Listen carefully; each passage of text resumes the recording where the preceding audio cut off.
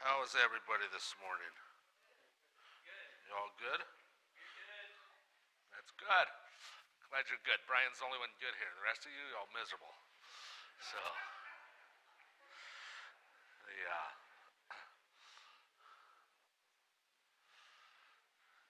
You know what? When we're talking about Highway to Hell, and you know it's kind of funny because I was talking to Eric this morning. He's like, I can't find anything on Highway to Hell except for the song, right? It's a title. Really, most of the time my titles relate probably more to the topic, but in the sense of this one, it's a title because the way I look at it, your highway to hell is what's between here and into your heart. A lot of times, you think about it, when we get hurt, our heart hurts, but we respond with this, right? And how we respond matters. So, and that's what I'm talking about is intellectually, do you receive God? Yes, we should. But if we don't receive him in our heart, then it's a highway to hell. So last week we talked about our brain, our intellect, our mind, right? And yes, we have to receive and we believe in God through our intellect. Yes, God is real. Yes, he died. Yes, he rose again on the third day. Those are things that we believe. We read the scriptures and we believe them to be true, right?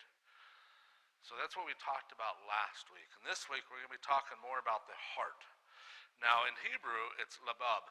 Now the one thing I want you to understand, and we'll talk about this a little bit more, when we're reading in Hebrew, especially if you're reading the Old Testament, why is there not as much about the mind, right?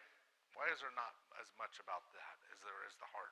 Because the heart was their center organ. They felt that the heart is where you got your thoughts from. It kind of was everything. It wasn't about your mind, but it was about your heart. And how all the decisions that you made were with your heart. We even see here in a little bit with Abraham, when the angel showed up, he fed them because it fed their spiritual being through their heart. So it gives you strength. So when we're reading the Old Testament and the New Testament, you got to remember the New Testament is still the Old Testament most of the time. It wasn't until Jesus died and rose again it becomes the New Testament, right? And then Pentecost happened. And those are some major events there. But we look at it as the event of Christ in the New Testament. But what I'm talking about is how they thought and how they viewed things, right? They still followed the law. They were still under the law until Jesus died and rose again, So a lot of those things, their thoughts and the way they looked at things and the way they viewed things was in the same way they have been for always. And they probably viewed the heart in the same way for a long time. The technology that they had and the medical knowledge that they had was not the same that we have, And then even then, we're starting to discover that the heart does think. It's kind of like got its own mind of itself, where the Bible talks about that a long time ago. The word denotes a person's center, both physical and emotional, intellectual, moral activities. Sometimes it's used figuratively as we read the scriptures. So we got to understand, and we've talked about how to read the Bible, and if you missed that, you can go online and look at that, but understanding that there's different ways and different genres, some of it's poetry, some of it's history, some of it's laws, so there's different ways that we read the scriptures, and we must know that. So let's read right here in Genesis. Please let a little water be brought, and wash your feet, and rest yourselves under the tree. Now, who are we talking about here? I just mentioned it. That's right. So the three people. Now we're not up for the debate here on who visited Abraham. Some believe that one of them was Jesus, right? Very well could have been. But we do know it's three angels, three angelic creatures, right? So they visit him. And I will bring a morsel of bread that you may refresh your heart. So here they believe that everything evolved and was centered around your heart. So they're refreshing you. So when we eat, and you think about it, I mean, when we hurt here, right? When we find joy and love, it's in here, We intellectually, understand it, but it's felt here. Other than if you get hit in the head, like yesterday, I was looking at this camper and I stood up and it was about this high where the camper was, so I went this much further and about knocked myself out, okay? So yes, I hurt in the head for that moment, but I really hurt in the heart because I was a little embarrassed for doing that. So, after that you may pass, and is as much as you have come to your servant, they said, do as you have said, right? So they fed the angels when they came because they've been traveling and they wanted to re-nourish them. But it was kind of like everything about them. Does that make sense? So one of the things when we're reading the Old Testament especially, how many of you here read I'll just ask the question, how many of you here read the scriptures? I sent them out Thursday. Outstanding. All right? It is important that we read. I mean, maybe I'll just ask every Sunday and then maybe you guys will start feeling bad and you'll start reading more, right? How many people here read the Old Testament? Okay, it's good because you're not going to understand the New Testament if you don't understand the Old Testament. It's important to understand and know the Old Testament. All right, the heart of a man is very much like the sea. It has its storms, it has its tides, and it has its depths, and it also has its perils, right? So as we go and we go through life, we wish everything was perfect, and we wish we handled everything perfectly, but we don't. But like the depths are unknown of a man's heart. God talks about that, Only he can tell our heart. He can truly tell what your motive is. Because you guys know I can come up and tell you what I want you to hear, but in my heart, God knows, right? Yeah. Same thing, you guys can tell me what I want to hear, but God knows your heart. So those are the things that we were concerned with. And when we look at, now I'm going to talk about Jonah here in a second and read this, but I want you to take it and look at it from a different perspective, as opposed to the story that you've always understood it to be. Because it talks about the ocean. And the heart of the ocean is its depths are unfathomable, right? It's unsearchable. Even today, the moon is more searched than the depths of the oceans, right? Probably Mars at this point, that I don't know. But it's unsearchable. So let's read here. You hurled me into the depths, into a very heart of the sea. And currents swirled about me. All your waves, breakers swept over me. Here, when we're talking about he threw you into the sea, right? I don't believe this is a metaphor. I don't believe this is a fictional story. I believe this is a true story. Now, I've been to churches where they believe that it's a fictional story. It's a metaphor. It represents something. Well, the Bible says it's true. Jesus says it's true because he says just like Jonah was in the belly of a fish so will I. That reminds me of this story. There was this little boy, he's in 3rd grade, and the teacher, and some of you might have heard this story, but this teacher says, hey, write a story that's true. Bring it in and I'll grade it. So he wrote about Jonah, and he turns it in. Comes back, and he got an F. He asked the teacher, why did he get an F? She goes, the story is not a true story, it's fictional. He goes, it is too true. She says, it's not true, it's a fake story. It's a myth. People made it up, they put it in a book called the Bible, and they made it up. He goes, no, the Bible's true. It's not a fake story. And she goes, it's impossible for a whale to eat a human. The throat's too small.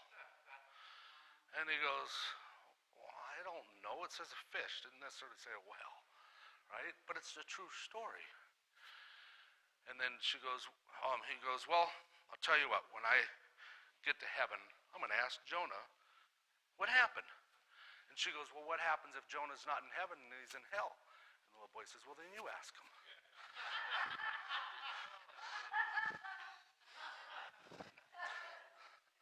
Thrown into the heart of the sea, Jonah was. Thrown into the depths. It's unsearchable, right? The hidden and incapable of the physical heart will give rise to figures of understanding. Because why is the fruit of the Spirit so important? Why does God say, look at the fruit, look at what they're producing, as opposed to look at the miracles they produce, or look at this? Why does he say the fruit of the Spirit? Why does he tell us to look at that? Because you can't make it up. Over a period of time, things will reveal themselves. Right? Over a period of time, the truth comes out, because you can only fake it for so long. Right? And the very first one is love. Because you can fake mercy. I mean, right? The gangster guy in Mexico kills the whole village, and I'm going to have mercy on you. Right? I mean, that's kind of things that happen, right? Forgiveness, you can forgive and not have love, right? Long suffering, we always like that one, right? If you just look at long suffering as a training opportunity, all right? Or we call it as patience, right? We can be patient with one another and not have love, right? But you can't have all those things without love. If you have love, you're going to have everything in the fruit of the Spirit. That's why love is first. That's what I believe to be true. I believe God's a God of order, and the things that are first are most important. You think about the gifts of the Spirit. What's the first two? Wisdom and knowledge. Because if you don't have those, you're going to mess up the rest. Oh, sorry, John, you got glasses on. I look like a swimmer's nose thing from here. I was like, what is going on? All right. The heart of the sea, and this is in Jonah, right, refers to the sea's unreachable depths. The bottomless, no one's going to discover it except for God, right? Unapproachable depths, and the heart of the heavens is also like that. We're not going to know God's ways and not going to know his thoughts. I mean, when I just talked to somebody not too long ago about mercy. God would have to have mercy on people that never known him, right? They would have to go to heaven, because otherwise it wouldn't be fair. Well, I kind of believe that to be true, me personally. I believe that if you're in the middle of the jungle somewhere in South America and you've never been exposed to God ever, and you died, I think God's going to have mercy on you. But the Bible doesn't say that. The Bible says we have to know Jesus. And God's going to give them revelation of who he is. And I think maybe at the time of their death, he probably gets that. But just because we think this, it doesn't mean that's the way God thinks. And I think as people, we have a hard time with that. Because what we think is fair is not necessarily what God thinks is fair. Right? She's still my wife's phone. Tackle her. And I think we have a hard time with that at times. Do we not? I mean, I was just reading a report about some of these pastors and some of these musical people that sing, and they're having a hard time with not accepting certain lifestyles. Because why would we not want to accept the lifestyles of others, right? Because that is love. And why not show them love? Now we can go through the laundry list of 32 different, I think it might be more than that, right? How many sexes you can have, right? So, transgenderness, right? Or lifestyles of, men and men, or women and women, or people and animals, I don't know, whatever they do. All right? We can go through the laundry list of things, but what I'm talking about is there's a movement now throughout the church that we must accept what choices they have. I mean, you think about it, the dilemma that we find ourselves in the school districts today of transgenderness. How this is, we need to be able to allow these kids to choose what they want, all these things that are going on. And I was kind of praying on this the other day, and the first thing that you have to remember is in the end times, things are going to look really strange, all right?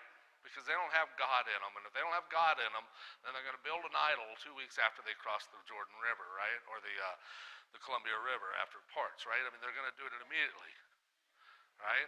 Because they think of their own. But this wasn't a problem, 5 years ago in the school districts, right? Somebody's pushing this, right? Somebody's pushing it. And on our intellect, we get angry. And in our heart, we get sad, right?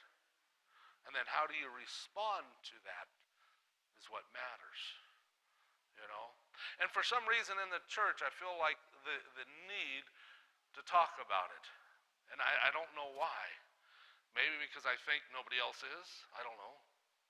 You know, and I don't know that to be true because I'm not in other churches. I'm here, right? And as if you guys aren't aware of it, because it seems like every week I mention it, right? You know? So I'm not too sure why God's putting that burden upon my heart, why I need to talk about it so often. But there's something going on here with people's hearts, in and outside the church.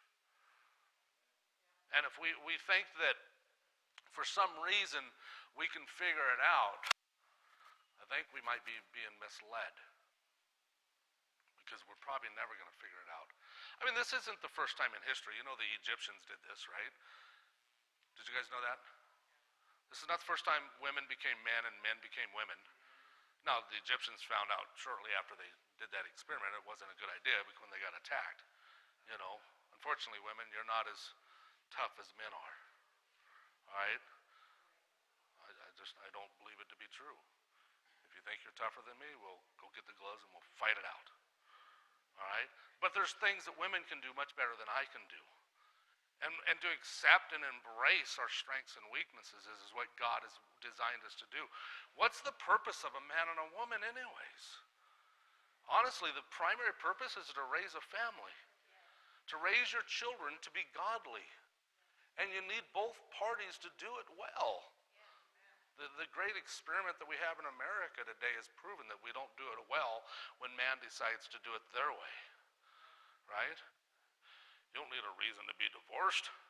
You just get divorced because, right? And I'm a product of that. And the relationship I have with my kids, I think, is severed. It's not positive. And really between us both, there was really nothing wrong with this. You know, we weren't bad parents. We weren't alcoholics. We weren't drug addicts. You know, I might have been overly aggressive, but it didn't display that at home. You know, she was mean. It's my story. All right.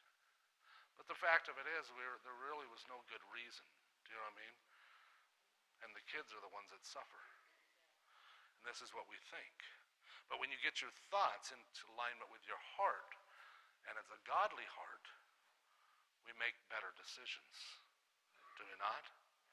And that's the importance of the heart and the importance of the brain. Both of them have to connect. But if your heart is hard as stone and is black and bitter, then your brain is going to be black and bitter and hard as stone. If your heart is loving and compassionate, your brain's going to be loving and compassionate. Is it not? So you think about it. I mean, you've met people like that. How many people here know somebody that is just loving? Just they're wonderful to be around. If you don't know anybody, we need to talk, okay? Now, how many of those people know this person, but they're not a Christian? Do you have anybody like that? I know people like that. They're lovely people, okay? And it exudes from them. But now think about it.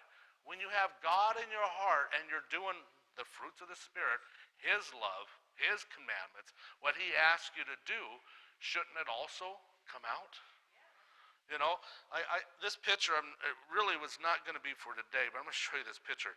Because what is in your heart comes out of your mouth. And I found this picture. Okay?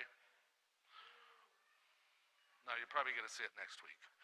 But I forgot where I was at. We're in Jonah, right?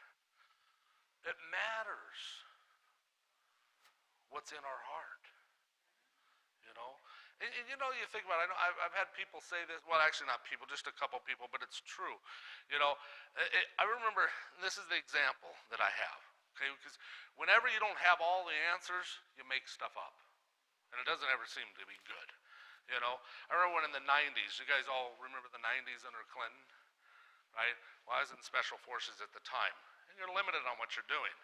You know what I mean? Even funding is limited. So there wasn't a whole lot of wars going on, so we practiced a lot, right? So I got to play Army the most. I mean, probably the most dangerous thing I seen in the 90s, there was a couple times. I did a couple things in the 90s, but outside of the couple of times, probably the scaredest I got was between the moose and the baby moose in Alaska. And I had 5.56, which you guys don't know about, maybe, but it's not a very big bullet to take down a moose. And I had 5 of them. I was not excited, okay? That was probably the scariest moment in my entire life, all right? But not a whole lot went on. And I would come home from vacation, or leave, what we called it, and I'd go see my friends. I graduated high school and people I knew, and they'd be like, oh, what'd you go do? And I'd tell them the truth. And they never believed me. Oh, you can't tell us because you're a secret agent, man, right? So finally I got tired of telling them. I just come home and says, I can't really say what I did. There was one time that was true. You know what I mean? But they made up better stories than I ever could.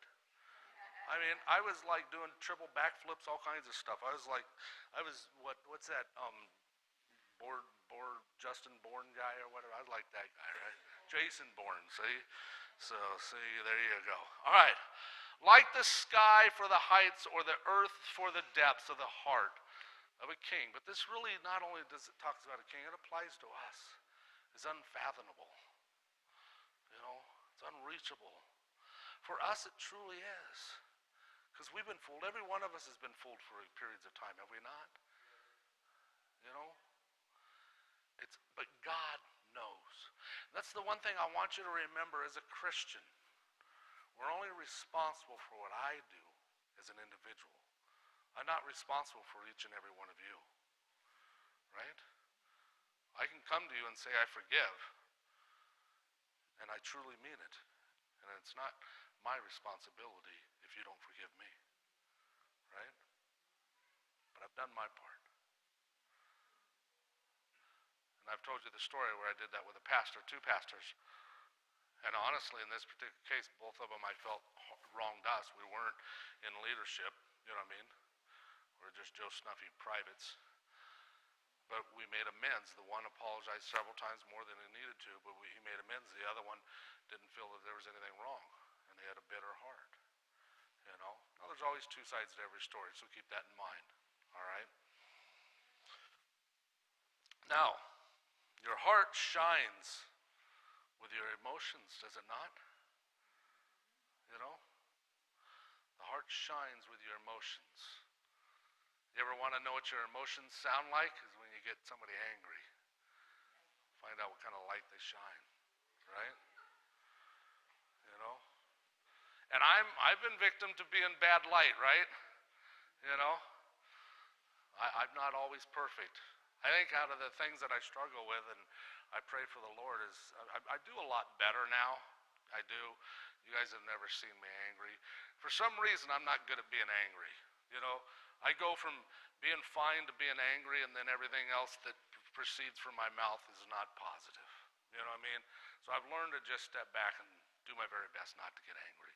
I even tell you that I'm getting angry before I get angry, and most people hear my voice. Like, hey, you're making me upset. Could we stop, please? I'm starting to get angry, and you won't like me when I'm angry. Actually, I don't say that. But then I go from that to just now I'm mad. You know what I mean? There's like no in between for me, But we're not perfect. And I don't expect all of you guys to be perfect. I don't. What I expect is we work on our imperfections. And we do our best to do better. I mean, it hurts each other. It hurts in your heart when you do something against each other. And then what the decisions that you make from your heart goes to your brain. And then from your brain comes out of your mouth. The best way to handle stories is just not to participate. Right? Someone says something that's negative, don't participate. You don't even have to say anything. I did that the other day. Someone said something to me and I just ignored them. They said it again and I ignored them. They stopped saying it. I didn't really have a good response. You know? One, I'm not familiar with the situation. You know? I mean, I go to jail. I got a lot of practice there because they're always telling me their stories and they want me to participate. No, I don't. I just pray for justice. I pray for justice to be done. Because if you're truly innocent, then justice will be done, right? Let's read here. But the Lord said to Samuel. Now, you guys know the story of Samuel? What is it about?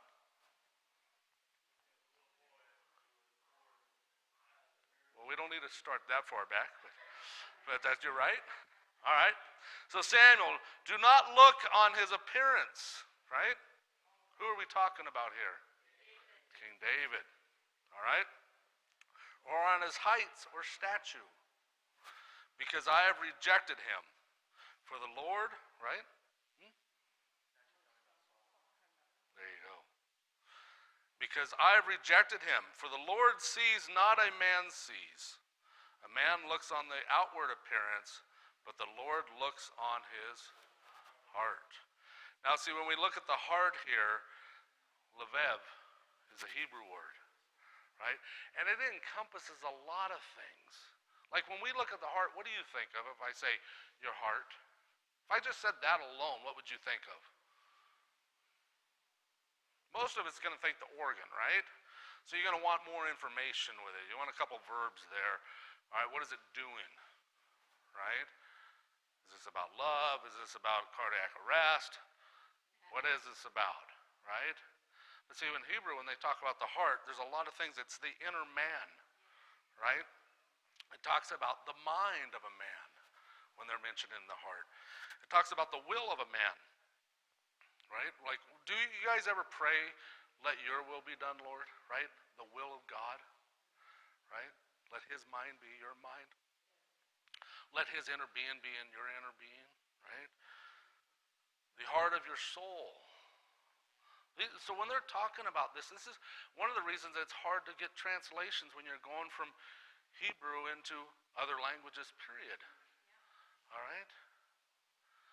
Because it's the understanding of the person, right? The man, the woman. It's the understanding of who they are, truly who they are. And God is going to reveal that. You can keep all your secrets.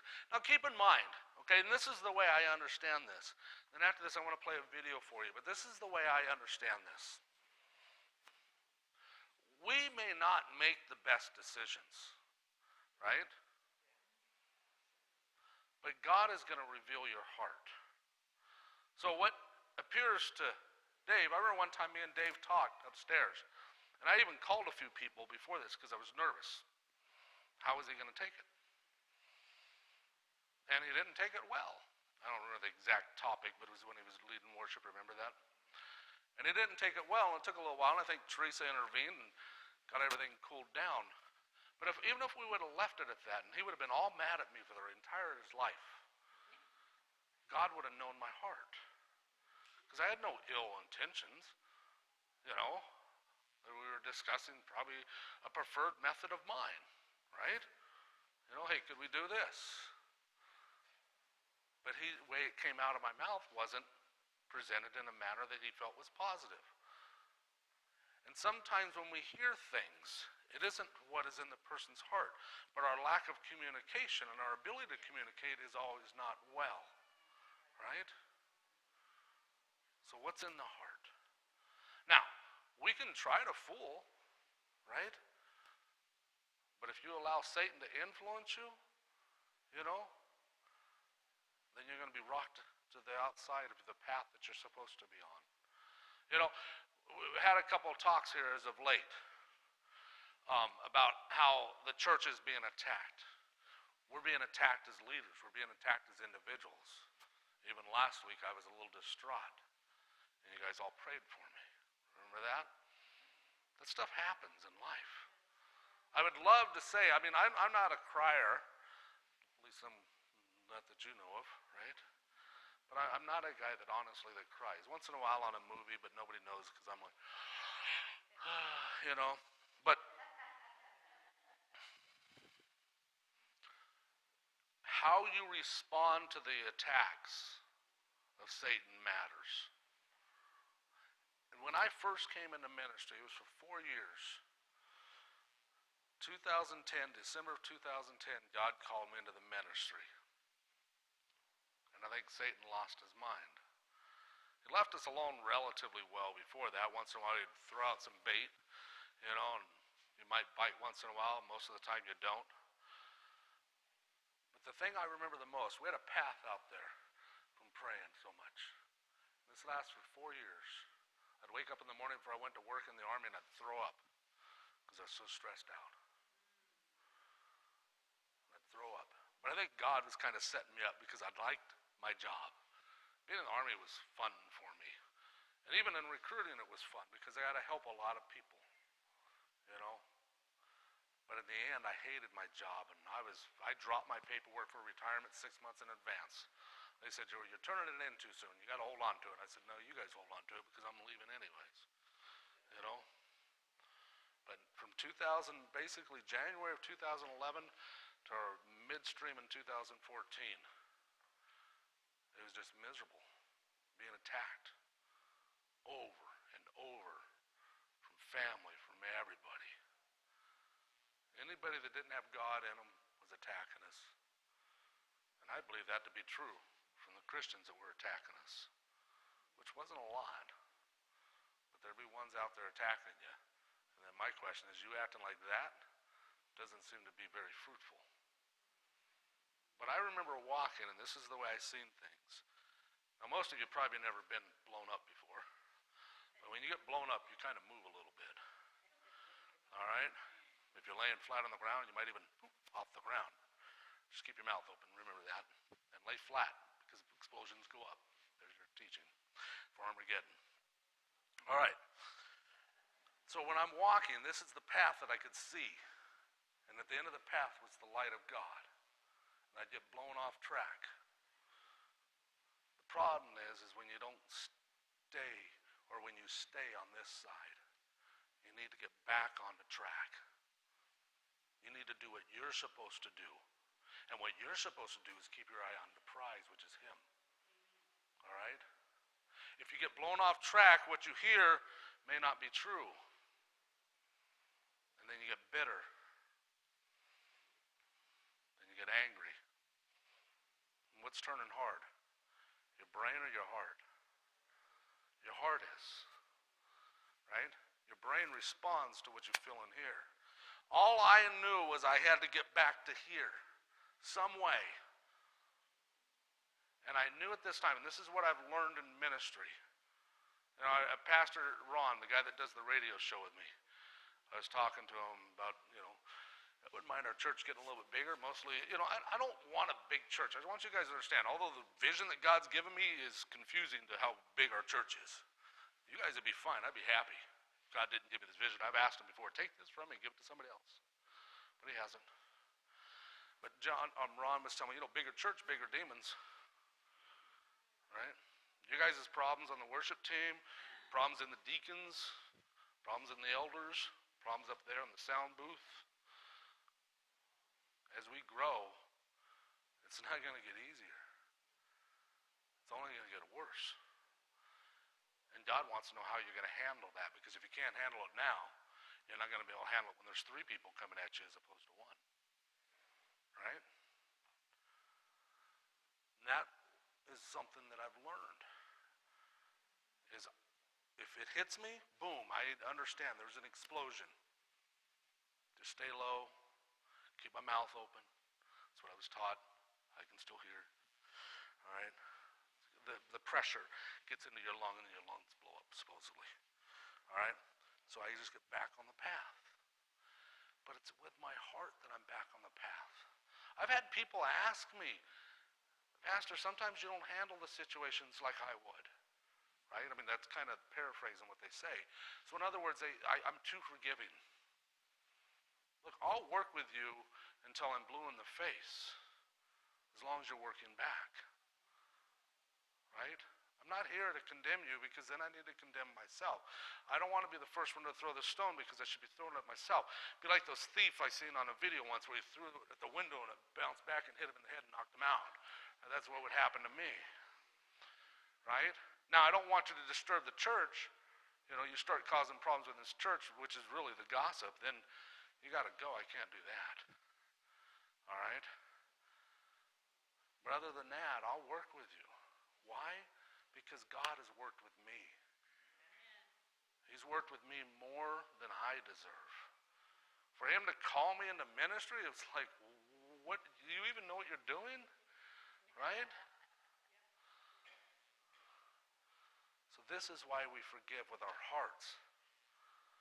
Not our brains, but your heart. Because then your heart will come in alignment with your brain. But if you forgive with your heart or your brain and not with your heart, then you're on that path, the highway to hell. Because it's only going to get bitter. So I'm going to play a video here real quick. Well, it's 5 minutes long.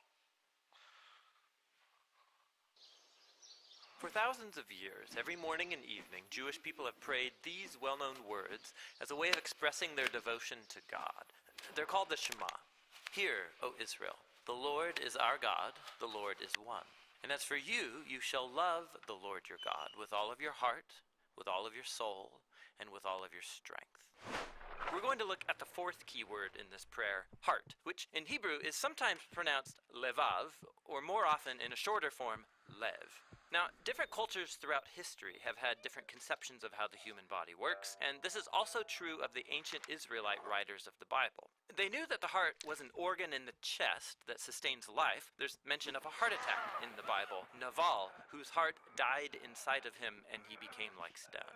But the biblical authors talk about the heart in many other ways that might seem strange to modern readers, and that's because these Israelites had no concept of the brain or any word for it. They imagined that all of a human's intellectual activity takes place in the heart. For example, you know with your heart in the Bible. Your heart is where you understand and make connections. In the book of Proverbs, wisdom dwells in the heart. And your heart is what you use to discern between truth and error, like Solomon did when he was king. So the heart is where you think and make sense of the world, and it's where you do more. In the Bible, the heart is where you feel emotions. You feel pain in your heart, like Hannah did when she couldn't have any children. In fact, the phrase, a broken heart, comes from ancient biblical Hebrew. You also experience fear in your heart. Your heart can melt or be distressed. Your heart can even be depressed. But then, on the flip side, your heart is where you experience joy. In Hebrew, to be happy is to be good of heart, or to have a heart of joy. So the heart is the generator of physical life. It's also the center of your intellectual and emotional life, and there's more. In biblical Hebrew, the heart is where you make choices motivated by your desires. So David had it in his heart to build a temple for God. Your heart is where your affections are centered. They're called the desires of your heart. And if you really want something and go after it, it's like what Nathan said to David, whatever's in your heart, go and do it. So then, in the Bible, the heart is the center of all parts of human existence, as in the well-known proverb, guard your heart, because from it flows your whole life. Now, the prophet Jeremiah believed that the human heart was fundamentally broken. He said, the heart of a human is deceitful above all, irreversibly sick. Who can even understand it? He had watched a whole generation turn away from God. They started sacrificing their children as if that were a good thing. So this is why, in the imagination of the Hebrew prophets, the only hope for humanity is the total renewal of the human heart. Moses predicted that if Israel was ever going to love their God, their heart would need to be circumcised, which is a very vivid and surprising metaphor about removing evil and stubbornness from the human heart. David, after he committed murder and adultery, pleads with God to create in me a pure heart. The prophet Ezekiel hoped for a day when God would remove the heart of stone and give his people a new heart of soft flesh, which is very similar to Jeremiah's hope that God would write the commands of the Torah on the hearts of his people. And that brings us all the way back to the Shema. Every day, God's people are called to devote to God their whole body and mind, their feelings and their desires, their future and their failures. This is what it means to love the Lord your God with all of your heart. Those are the Bible Project, in case you guys ever wondered, where we get these. These are called the Bible Project. It's free to you. free to me, all right? But that's, there's a lot of good information on there. And very seldom I've disagreed, and I'm not saying I'm right. It's just once in a while that happens when people talk about theology, there's disagreements.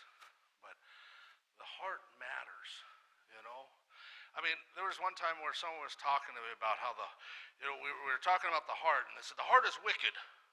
There's no, it was just all negative. And I thought to myself, out of all the Bible verses in the Bible, this is the one you pulled out? Maybe your heart has struggles. You know what I mean? Maybe there's something going on deeper than, because if that's out of all the Bibles you pull out, it seems odd that you'd pull that one to tell me that the heart is evil and wicked. Okay, maybe it is evil and wicked if you want to take it at that, but I don't want mine to be evil and wicked. I want my heart of stone to be heart of flesh. I want to lay down on my knees and say, God, forgive me. King David didn't get to build the temple because of what?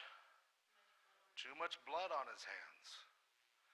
I don't want to be that guy. I don't want my predecessor to build the community center. I would like to see it happen. But that's not up to me. God is the one, right? We get to plant it, right? We do. We get to plant, right? We get to throw the seeds in. We also water it. So when we plant the seed, right, I get to plant what I want the church to look like. I've been told on occasion, this is the Gordon and Teresa show. Well, I'm not trying to make it the Gordon and Teresa show, but I am up here up front, so you might think that. And most of the time when they think that is when they ask me, hey, Pastor, I want to do this. Well, I don't know, I don't know if that's a good idea, you know what I mean? Because you guys know me, I very rarely I say no. Even the guy with the blowhorn. So I'll support you, just don't mention our church. That's probably the worst one that I, supported, I guess. But it's up to us on how we respond. And keep in mind, this is the biggest thing. And this may not be for anybody here, although I do find it odd on the timing of my scriptures and my verses and my teachings. Right? Because there's people in here that their heart, where'd it go? Oh, I thought it fell. I felt something. There's people in here where their hearts are hurting. Right? The very first thing that you need to do is to talk to God before anything else. God, my heart hurts. Heal my heart. What is my responsibility? All right? Ask him, what should I do? How should I handle this? Lead me into a wholeness. Because you keep in mind, if you've got bitter in your heart, if you're angry in your heart, some might call it sin. And then it says in the scriptures, he doesn't hear me when I pray if I have sin, right? But it also tells me in the scriptures when I ask for forgiveness, he is faithful to forgive. All right? I think God's incredible. I do. There's something that it's about the timing of God. Most of the time I'm surprised when someone comes up to me after service and says, Pastor, you spoke to my heart, or you really, everything you said, or better yet, I like the ones where they get mad at me because, I just revealed their mail. I'm like, well, I didn't know any of that about you until now, so, but it's incredible God's timing, Everything we do is about our hearts. And the thing with it is sometimes timing is not immediate. Okay, why did the Israelites they didn't get to go into the promised land? That generation, they wandered around the desert for 40 years because their hearts weren't right yet. I don't want to take 40 years for my heart to get right. And sometimes we have to take responsibility for our actions as well, right? And it doesn't mean, it's like I like the gangster guys that I talked to in the jail, right? A portion of them are like, I didn't do anything, I was innocent. Like my brother used to tell me, he goes, yeah, they were probably innocent of that crime, but they did a whole bunch of other ones they didn't get caught for. So they deserve that, right? But I like the ones when I go up to them and they say, yeah, I did it. They don't tell me what they've done. Most of them don't. Like one guy I talked to, he didn't tell me what he did. But he said he's got probably going to do 27 years. So I figured it's probably not a good thing. You know? But he was probably the most honest out of all the ones I met. And I respect that more. You know? Just being honest. I remember, I'll give you an honesty. Here when I was in Special Forces, this was not normal, but it wasn't something that we didn't do once in a while. So in other words, you guys come visit me and you're my friend. I tell my team, hey, we're going to go to the range and blow a whole bunch of stuff up and shoot some machine guns. And I got my friend John there. He came up from Tri-Cities. Can we take him out with us? Sure, let's do that. Right? So we do that, and you know, they go out there and they have all kinds of fun because, you know, you guys are blowing firecrackers and we're blowing, well, you would know. You probably wouldn't have it in the front. You'd be like, you guys are doing it wrong. Or one time we went out there. Now, in Fort Lewis, you're only allowed 40 pounds of explosions, all right? Which most of you have no idea what that means. It's still a big boom, all right? But we go out there and we're going to do our training. We got some C4, and we go out there and we find some C4. C4 is explosion, you know, like dynamite better, all right? And it's primed. So it's got a little, looks like a pin, a silver pin sticking in it, and that's the primer. That means when that blows, everything blows, right? And it's sitting there. And we're like, somebody didn't clear their stuff the last time they were out here. So now we go from our 40 pounds to probably 80 pounds, because we wanted to blow that. And I'm back probably, I don't know, at least a quarter mile to a half a mile away, and I had shrapnel coming down on us. We were underneath cover. I mean, it is a big boom. And then we go out there and clear it, and this mouse is standing in the middle, looking at his eyes all bugged out, like, what just happened? That's a true story. I know, now I have no idea what I was going with all this. So let's move on. Flashback, sorry. That's a rabbit. All right, the heart. The Lord searches our heart. Does he not? And he rewards us according to our conduct. I want to say that again. He searches our heart and rewards us according to our conduct. It tells us there's rewards in heaven. Now, what that means and what it is exactly, all this stuff, I mean, there's all kinds of stuff on it, right? Those things I don't know for sure. But it's important enough God told me this, right? There is rewards in heaven. So we need to act accordingly. Do you receive God's forgiveness?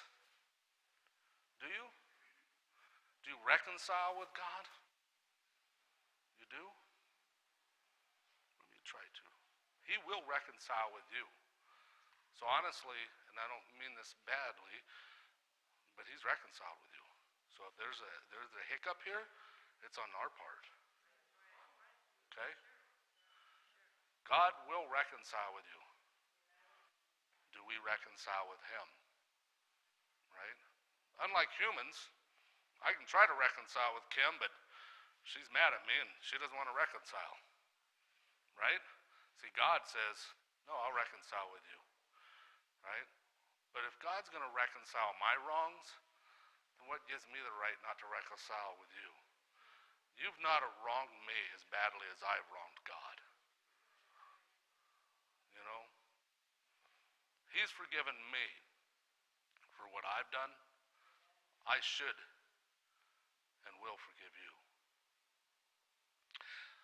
A lot of times, the problem is we had things happen in our past. Right? You guys ever had anything bad in your past? Okay. Man, most of you guys got pretty good past and no hardly anybody raise your hands. How many people has a jacked up past where it wasn't even your fault? It was not your fault and somebody violated you somehow, right? Okay? The only way you're going to be set free is through your forgiveness. Right? Because no matter how badly you're harmed and wronged, you probably Probably, I would say, because I think the person that's stolen on the border and sold into sex slavery probably hasn't hurt God as much as they've been hurt, right? Probably. But most of us has done way more damage to God than we've ever received ourselves. And I would attest to that. I know I've been molested at least 2 different occasions. Well, it's not one-time events, but you know what I mean?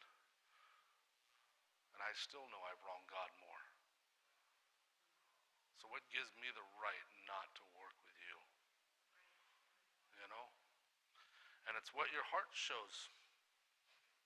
In Matthew 6:15, but if you do not forgive others of their trespasses against you, neither will the Father forgive your trespasses. I've had a few people in my past when I've read this verse before as a pastor, as a teacher, disagree with me on that passage. That person hurt me. Why would God want me to forgive them? And then you're telling me, Pastor, that God's not going to forgive me now? And I said, actually, I'm not telling you that. I'm telling you what Matthew said, what God said. If you cannot forgive, this is scary. You think about it. If you can't forgive, then God's not going to forgive me. You know, has anybody ever cut themselves? I got stabbed once in the stomach. The stick went into my stomach about this far. Right? Didn't necessarily have time to fix it at the time. Having too much fun. Riding a mountain bike. Just let it heal over. The body heals itself. Do you know what I mean? It does. Very seldom. Even people with brain injuries, you know. Even people with other things that have hurt and wrecked in their body. This week, my dog tore its ACL. Yeah, it's horrible. And it's not cheap, by the way. I didn't know my dog was worth that much money, and I haven't even had surgery yet. Right? But she's wobbling around, you know. And we hurt ourselves physically, right? Your back, your knee, your arms, you know. My hands hurt, you know. Or one time I cut open my hand right here with I was actually a China, I tripped, and I was cut the tendon, but I was pulling out the glass, and I was like, oh, that's attached, you know. We hurt ourselves physically, and maybe we don't get healed in this time. You get drug around by a horse, right? Maybe we don't get healed today, but we will be healed, guaranteed, if we follow him. But it starts with your heart. It starts with your heart. And the overflow in your heart will go to your brain. And then what's in your brain does come out of your mouth at times. Maybe not all the time. What's in your heart matters. For freedom, Christ has set us free. You know, I look for different translations of this, and they all say the same thing. It doesn't read well to me. But for freedom, Christ has set us free. Stand firm, therefore, and do not submit against the yokes of slavery. Keep that in mind. The yoke of slavery is your freedom to not forgive. Your freedom to have bitterness in your heart. Your freedom to whatever is going on. To when I was a kid, my dad was this. When I was a kid, this happened to me. You're not alone. And where no one ever is going to say that, you know what? You should get over it. You're just a whining little sissy person, right? They're not going to say that. But if you act like that the remainder of your life, and you're bitter and you're miserable, I'm not going to tell you to get over it, you're a little sissy boy, because you're probably not going to be friends with me. I'm not going to hang out with you. You're miserable. You're no fun to be around.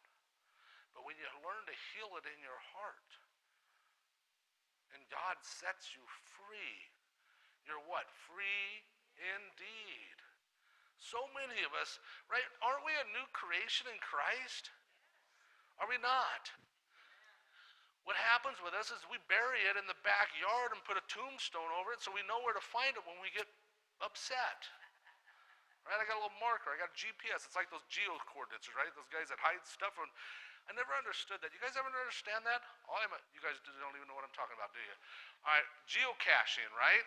What it is I go hide something, and then I give everybody the coordinates on their their GPS, right? So they can go find it. Okay, you took a walk in the woods, I guess. That's about the benefit out of it. It's not hard to find, right? And now they're down to like, I don't know, 10 feet, I guess. I don't know, how close is it? You know? So anyways, you'll be in slavery if you don't allow forgiveness to happen. And remember, you're only responsible for yourself. So I can call up my, whoever it is. Actually, we've been reconciled with my brother, but I would say my brother, right? I can call up my brother, Curtis, and say, Kurt, I forgive you. I forgive you for being bitter. I forgive you for cursing out my mom and calling her all kinds of horrible names and wishing that she would die. I forgive you for the sexual relationship you had with our sister. I forgive you for all these things, right? And it's up to him to receive it and to allow that forgiveness to happen. Otherwise, it's not going to be recovered. But that's what I'm responsible for, right? And the relationship that he had, just to clarify, is a stepsister that's non-blood related. They grew up in a tumultuous childhood where his dad, which they lived in Spokane, would beat them with everything, molest them, and do everything wrong to them. He moved in when he was a teenager, and then, of course, the sister at the time, which is not blood related again, she got left with my mom by some lady. She was a little promiscuous, probably not all stable as well. All right? I'm not saying it's right, it's just that's the facts, all right? I don't want you guys to think my brother's horrible, all right? He was a young little boy. My point is, if he would have never forgiven me, it's not my responsibility, right? But he did. He actually reached out to me first. The scenario that happened didn't happen the way I played it. He reached out to me. And what he did was says, how are you doing? Just wanted to say hi. And that's how it started. It doesn't have to be complicated. Okay? It doesn't have to be complicated. It just has to be in action. If we can get the worship team up here, please.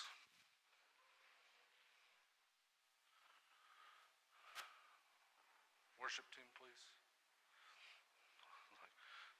You guys can see it over there.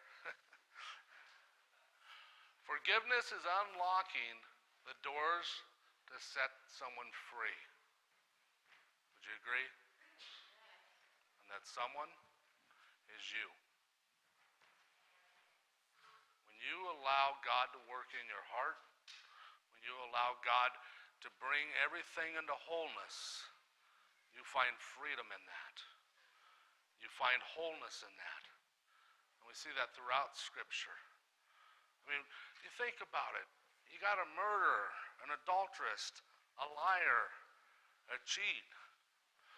All these bad things, but yet God comes back and sits on his throne because his heart became right with God.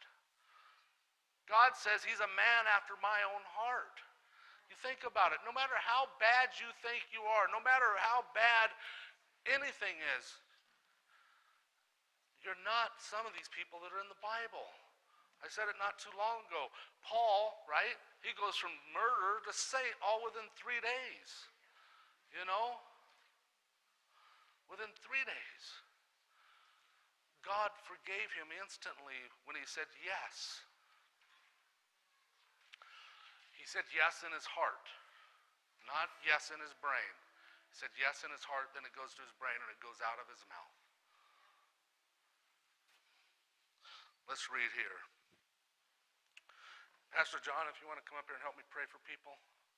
Pastor Romero, or Elder Romero, and Pastor Simon. I want the elders to come up. And Teresa, if she's available. I know she's with the kids. So if the Son has set you free, accept that freedom from Him. Accept the freedom that God gives you freely. There's no price to pay. He already paid it. Right? You don't have to give tithes in order to receive Jesus Christ. You don't have to go to church and think, I'm obligated to give tithes because I want this. Nobody's going to give you, don't give me $1,000 so you can have 100-fold plate. You're not going to get that. Doesn't mean you won't get it, but that's not the promise. The promise is the freedom in Christ. Right? What's in your heart matters. And if your heart is hurting right now, for whatever reason, just hurting because someone hurt you, come up and get prayer. If you're upset with somebody and you can't forgive, come up and get prayer. That's the thing I said you need to do first, is to start praying. All right? These guys are not going to say anything if you share something with them. Otherwise, they wouldn't be elders. All right? What's in your heart matters. So let's stand. Let's get prayed for. And if you don't need prayer, then let me know your secret.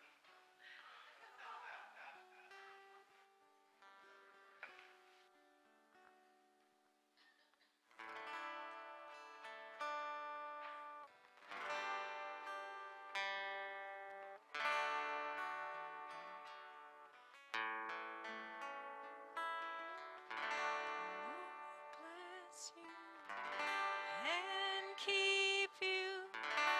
Make His face shine upon you. Be gracious to you. Lord, turn His face toward you and give you peace. Lord, bless you and keep you.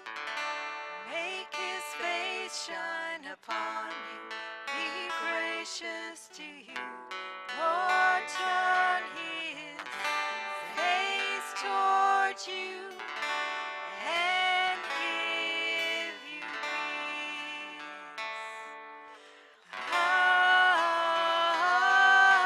Amen. Amen.